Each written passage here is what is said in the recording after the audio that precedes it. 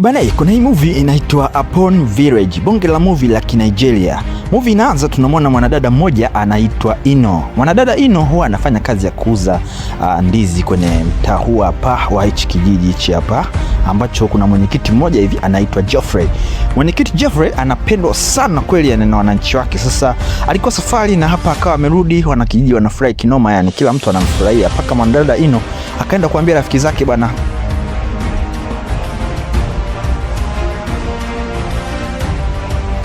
kuna mwananchi mmoja hivi anaitwa Anita, akaenda kumpa habari zake bwana, kwa mwenyekiti amerudi town hapo. Basi kila mtu anafurahi kinoma, yani hadi wanakijiji wanampenda sana bwana mwenyekiti, kwa sababu ni mtu wa watu, huaga anawasaidia mara nyingi sana, na ameweza kutoa scholarship kwa watoto wao wengi tu. Sasa huku tunakutana na mwanadada huyu hapa ambaye anaitwa Ana. Bana, Ana anaishi na baba yake mzazi ambaye alipata ugonjwa bwana, na unaambiwa baba yake huyo na Ana alioa bwana mwanadada binti mdogo sana huyo ambaye anaitwa Anita, ambaye ni kama mama wa kambo bwana wa Ana.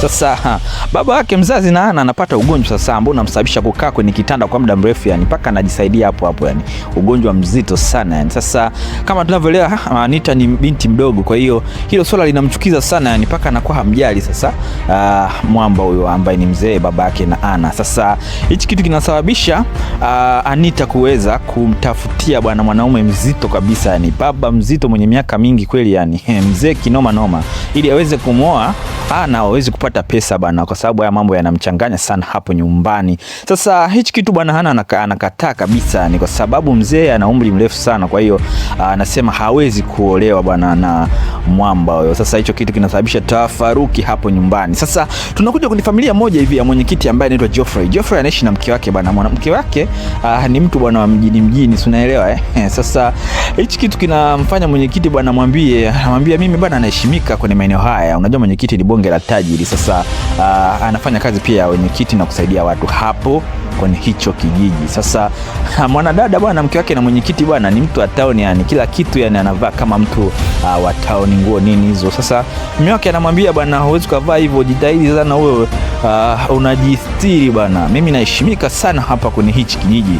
Sasa mwanamke anaona kama anampotezea muda, yani anataka kama vile kutomuelewa mume wake, basi kabidi tu ajitahidi akawa anavaa vizuri. Sasa anapofika ofisini huko watu wanakaripia vibaya, yani wanakijiji, yani mke wa mwenyekiti sio poa lakini mwenyekiti bana ni mtu wa watu kinoma noma, yani unaambiwa Sasa movie hii hapa inaitwa Upon Village, bonge la movie ile ni mikasa, mitikasi, kila kitu, yani mambo ya umuhimu yale, linaelezea maisha ni ya uhalisia. Ukitaka kuicheki movie hii hapa unaweza ukabonyeza link hapo, unaweza kwenda moja kwa moja kwenye recap, unaweza kuicheki. Pia ukitaka kuicheki full kama ilivyo, pia unaweza ukaona link pale nimekuwekea. Inaitwa The Video The Magic Sound kama dawas. Tukutane pia kwenye vigongo vinavyofuata, subscribe na turn on notification bell.